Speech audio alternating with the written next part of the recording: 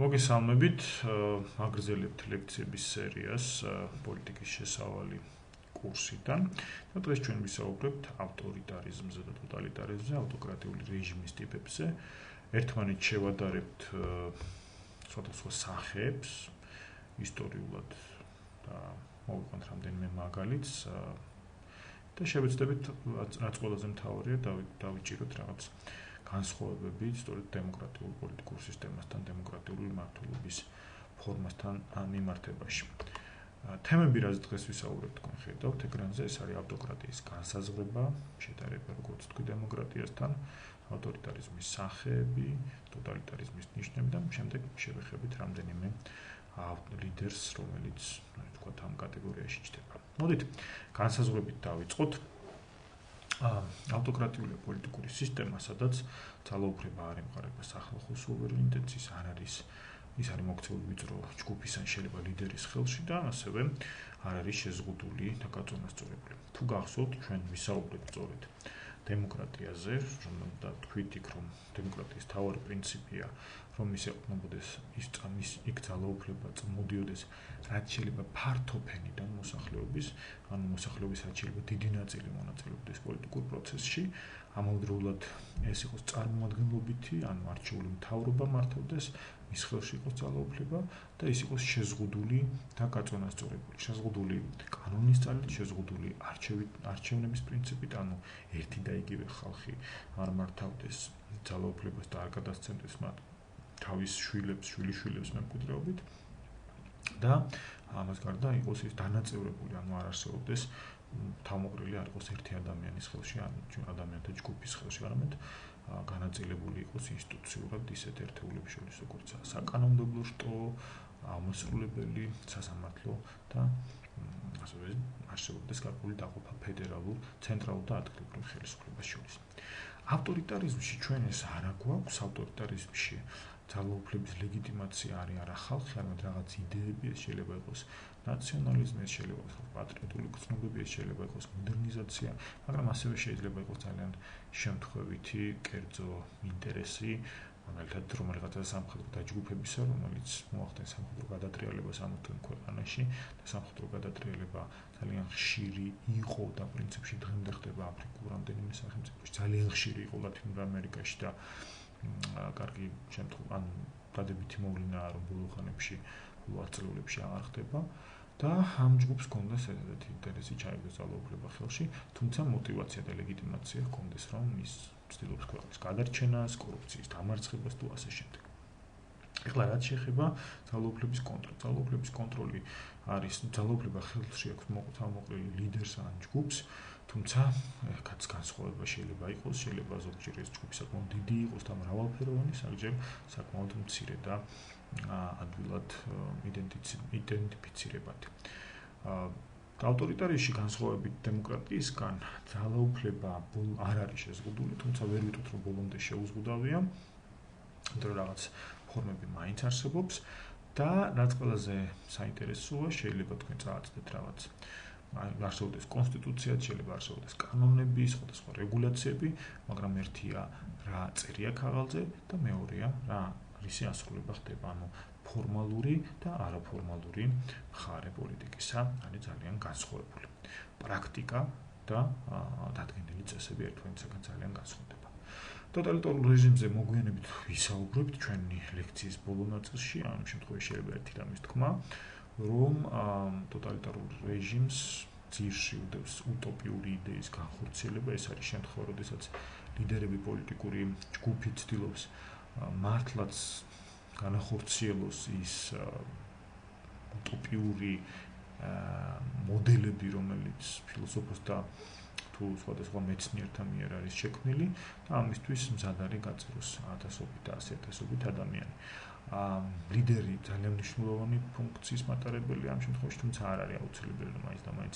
ერთი ადამიანის ირგვლივ იყოს ეს სისტემა შექმნილი, თუმცა ტოტალიტარულ სისტემაში ლიდერს უფრო მეტი მნიშვნელობა აქვს, ვიდრე ავტორიტარულში და იქ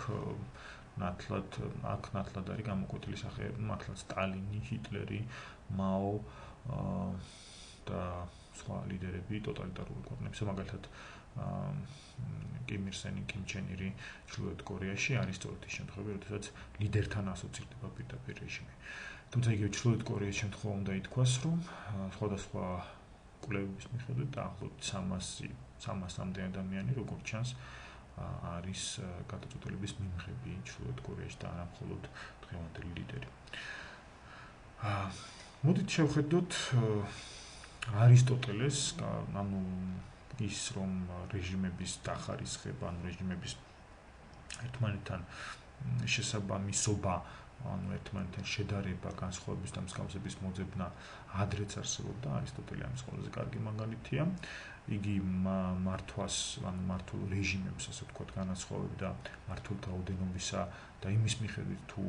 მისთვის იყო გამიზნული მართვის შედეგები, თუ ეს ყველასთვის გამიზნული იყო, ანუ ყველას ემსახურებოდა, მაშინ მას კარგი ფორმას უწოდებს არისტოტელე, ხოლო ცუდია მისთვის ფორმა, როდესაც მართველები ისინი ძალაუფლებას ფლობენ, ამ ყველაფერს მხოლოდ სათავისოდ იყენებენ. ანუ მეორე შემთხვევაში ჩვენებური ან თანამედროვეანით რომ ვთქვათ, ესაა კორუფციული სისტემები.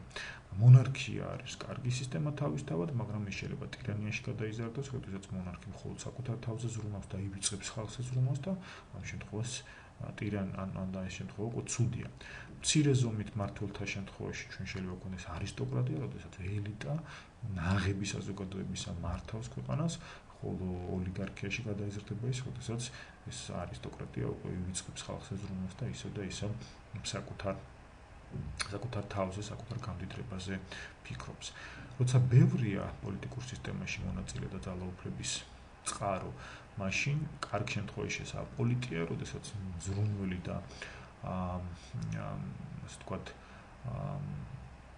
გონიერი მოქალაქეები, გულისხმიერი მოქალაქეები იღებენ პოლიტიკურ გადაწყვეტილებებს. ცუდი შემთხვევაა და ამ შემთხვევაში დემოკრატია ეწოდება, როდესაც ბრბო, მასა, უქონელნი, უბრალო ადამიანები, რომლებსაც დასაკარგი არაფერი აქვთ, ასე ვთქვათ,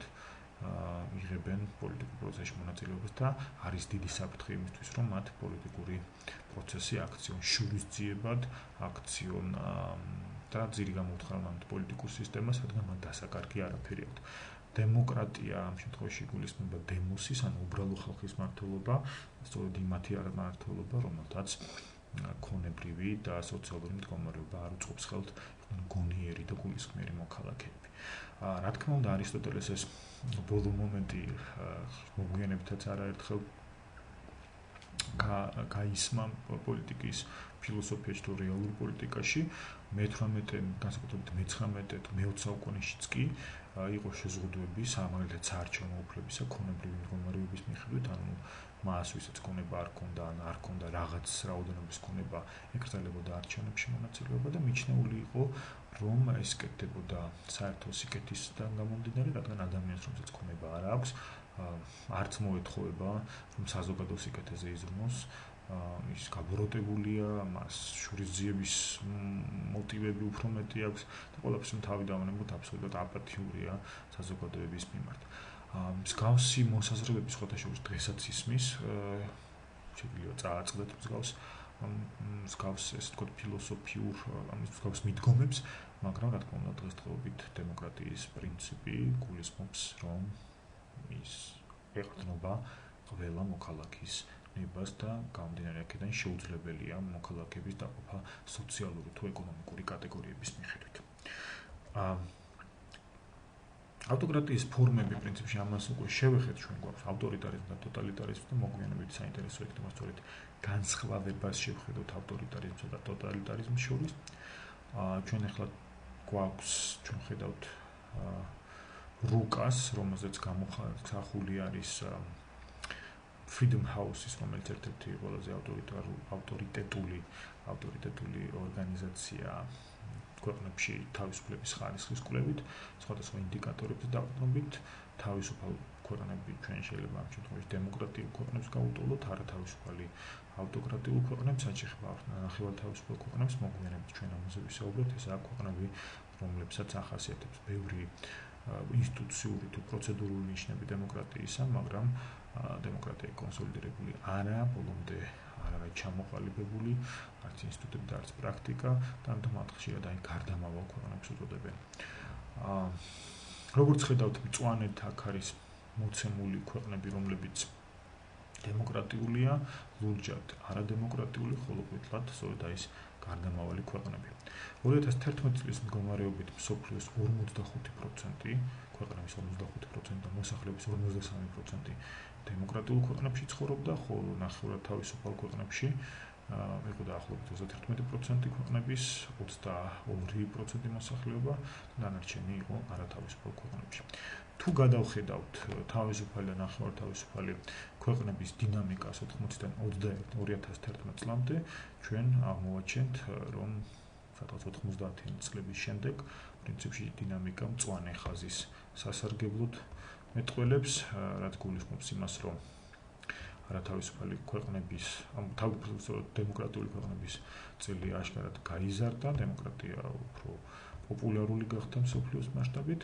მიუხედავად ამისა, უნდა ითქვას, რომ წითელი ხაზი, რომელიც მიუთითებს